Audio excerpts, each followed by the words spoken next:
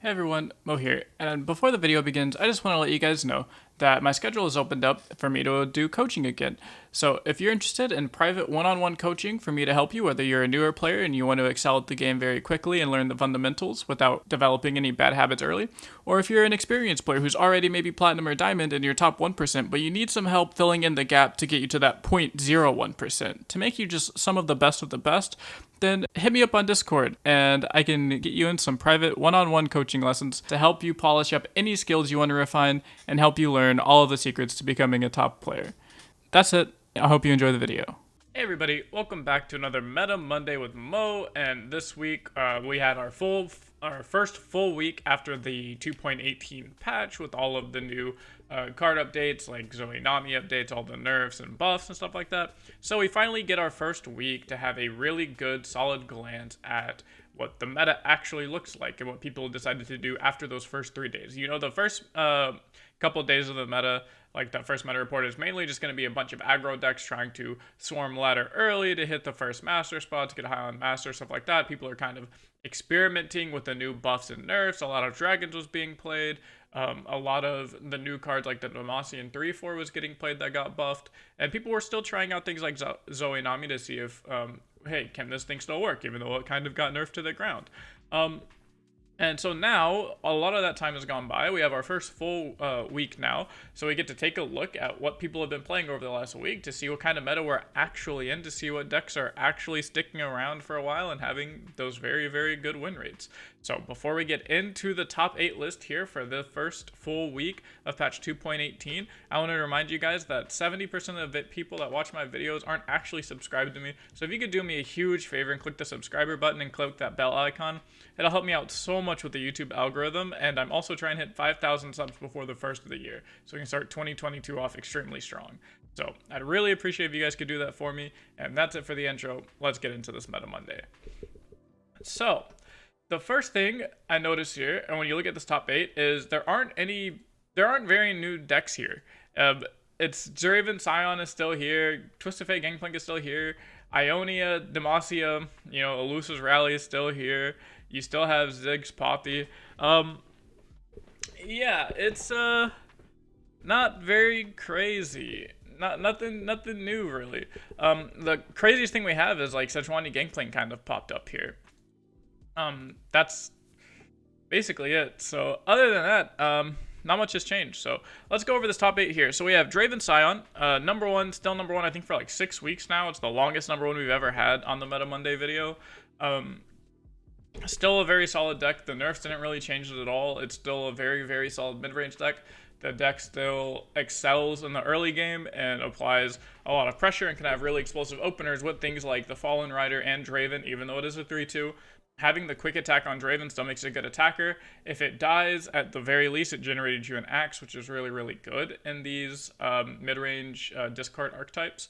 So Draven Scion still a really good deck because of that. And then if you do take it to the mid or late game, if you survive the early game swarm of the Fallen Riders and the Dravens, then they just make infinite value with things like Lost Soul, and then Sion is still an extremely hard card to deal with.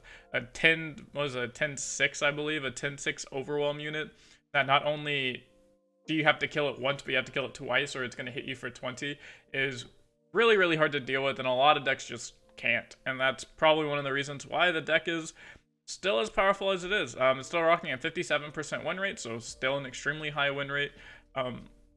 Deck is still doing really, really solid. Right after that, we have Pyke Rek'Sai. So we have Lurk.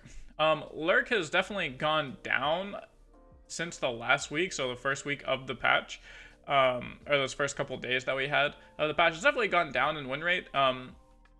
But I believe it's still being rock solid. A lot of people started playing Lurk because it hard counters dragons, and people were like, "Oh, hey, I could just like beat these dragons decks. It'll be really, really easy. Let me do that."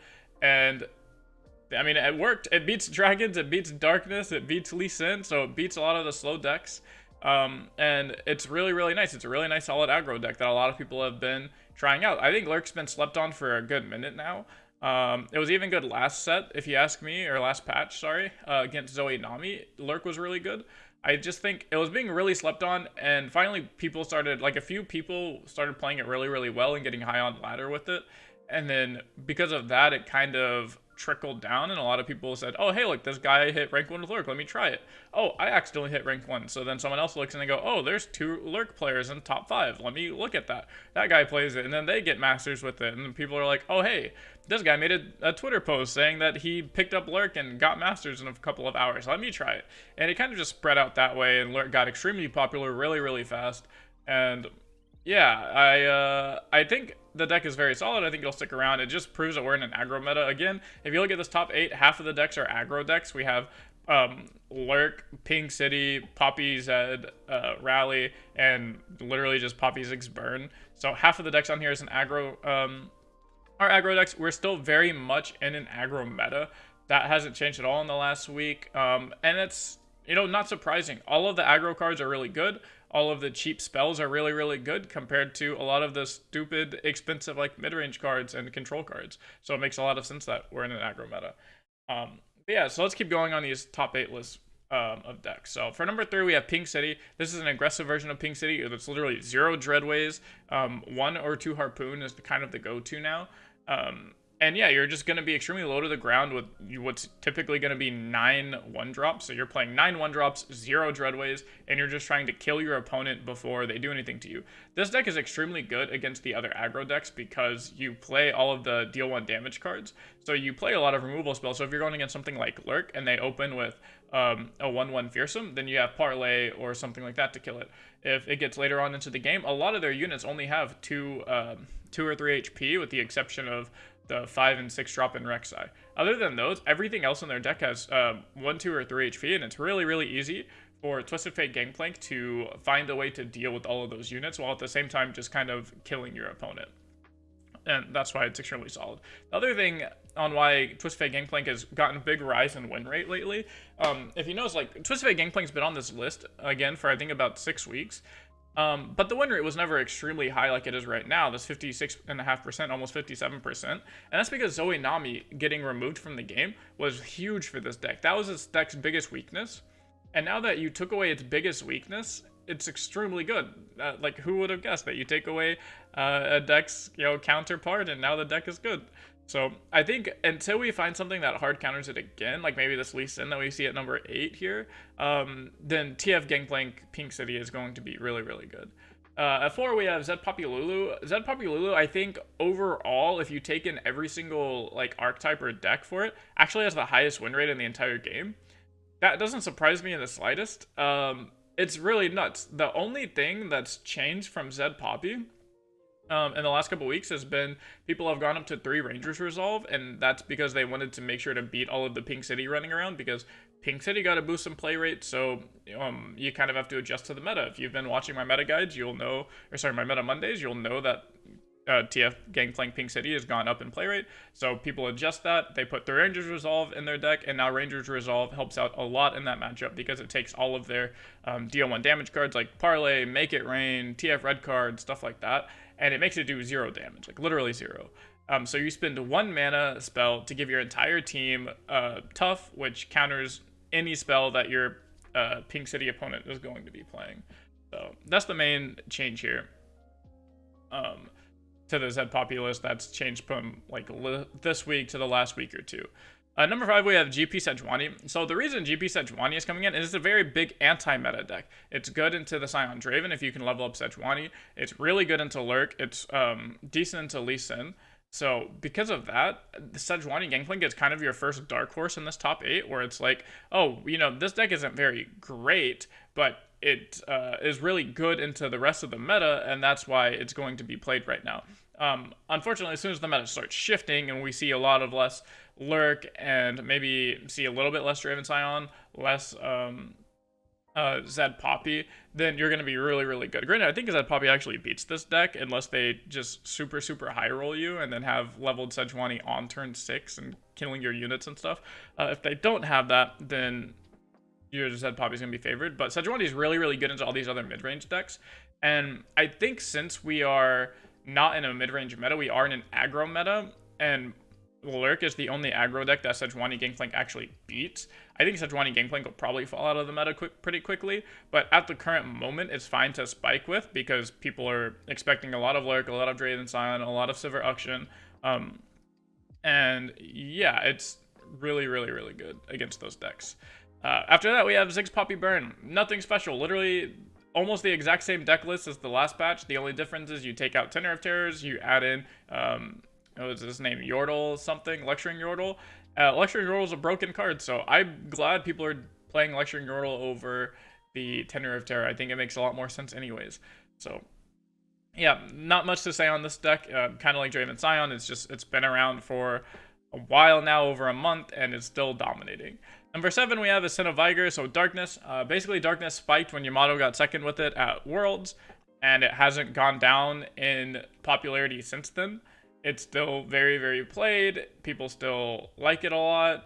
It's still every control player's dream. It's the best control deck in the game right now. There is a pretty steep learning curve to actually learning the deck and playing it well. But once you figure out how to maximize things like card advantage and not lose a bunch of tempo on all of your plays, then Darkness can be a really, really scary deck to play against. And the deck coming in at number 8 is going to be Lee Sin. This, again, is going to be one of those anti-meta decks. It's good into Poppy Ziggs. It's good into Draven Scion. Other than that, though, I think the deck kind of just gets rolled. So Lee Sin is an extremely polarizing deck, meaning all of your matchups are going to be really, really good or really, really bad. For instance, a Darkness into Lee Sin is very, very bad.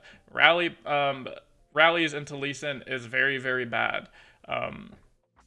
But I believe Sivir Auction into Lee Sin are very, very bad, as we see it down here at the number 10 spot. Like, very, very bad. So Lee Sin overall has pretty bad matchup tables, but the thing it does have going for it, also like Lurk into Lee Sin, like Lee Sin is very, very bad there. But the things it has going for it is that it does just absolutely smoke Draven Scion, and it smokes Burn a lot of the time. About 54% of the time, it completely smokes Burn. It's an auto win. So because of that, I can see why people are playing Lee Sin. If you want to beat Lee Sin, just play like Sivir Auction, Zed Poppy, Darkness, stuff like that, and your matches won't even be close. You'll get free wins. So that's going to be it for the top 8. If you see here, again, we're in an aggro meta. Half the decks here are aggro. Even looking past that, you can see like Sivir Auction is a mid-range deck, but it has a lot of aggro tendencies to it. We have Scouts have started doing extremely well. Overwhelm down here, I know... I'm going to forget his name. Oh, Rico Rex hit rank 1 on EU with Overwhelm, I believe, yesterday or 2 days ago. So, yeah, aggro is doing extremely well right now. You have a few anti-meta, like, pocket picks that are doing okay, but for the most part, those are kind of just cheesy, like, polarized decks that you're going to probably end up losing more LP than you gain by playing those decks. In my personal opinion, unless you're like Lee Sin, unless you're hitting exactly Draven Scion and Burn every game, you're probably losing more LP than you're gaining per session, because of how polarized it is. Same with Sejuani Gangplank. So that brings us to the end of the video, where I give you guys my kind of like Dark Horse deck, and I think the Dark Horse deck is going to be a Lux Shellfolk style deck. So Lux Shellfolk has been extremely good in tournaments lately, and I've noticed a lot of people are still doing well with it on ladder. For instance, Cephalopod's the first name that comes to my mind. I believe the deck is like, He gave some crazy stat. It's either 6-0 or 16-0. And oh no, it's undefeated in the last 6 tournaments is what it is. So he hasn't dropped a single game with Lux Shellfolk in the last 6 tournaments he's played in. And I've seen multiple people reply under that saying like, oh yeah, I have a 60% win rate on ladder with it. I have a this percent win rate on that with ladder. So I'll drop the deck code to the Lux Shellfolk below. For those of you that have never played it or want to play it, basically, you just want to use your early to mid game turns to kind of gain card advantage, and then around turn 6 or 7 is where you want to make a huge tempo swing with things like Shellfolk or your Lux and some beams or a Radiant Guardian. And then you want to use the momentum from that turn 6 or turn 7 tempo swing to kind of just lock your opponent out of the game. Because from that point on, you'll have more cards than your opponent always because of card advantage. You should be able to answer any threat that they play or draw. And at the very worst, you'll be able to draw so many cards and make so many cards that if your opponent does remove one of your either Shellfolk or Lux, then you'll be able to just play a new threat by that point in the game. So I think that deck is extremely slept on. I think Shellfolk in general is slept on. I think Shellfolk should have been nerfed in the last patch. I think the card is extremely nuts. So we'll see how long it goes before that card gets nerfed. It won't be long, I'm sure, before we see at least 1 to 2 Shellfolks in top 8. I think the card is already dominating tournaments, so I'm sure in seasonals and stuff like that, we'll see a lot of Shellfolk. But anyways, that's going to be it for this Meta Monday video. Hope you guys enjoyed it. Let me know in the comments down below what meta you think we're in. If we're in an aggro meta, do you enjoy being in an aggro meta, or do you think that being in an aggro meta sucks because it's just a bunch of degenerate decks slamming cards down and killing you? And, you know, aggro decks tend to push out the, like, non-refined, non-meta decks. So, like, let me know what you guys think about being in an aggro meta. This is the first aggro meta we've had in a very long time. Obviously, I personally am very excited for it because I love aggro, so I'm happy, but I know not everyone shares that opinion. So let me know in the comments below. That's it. I'll see you guys in the next video.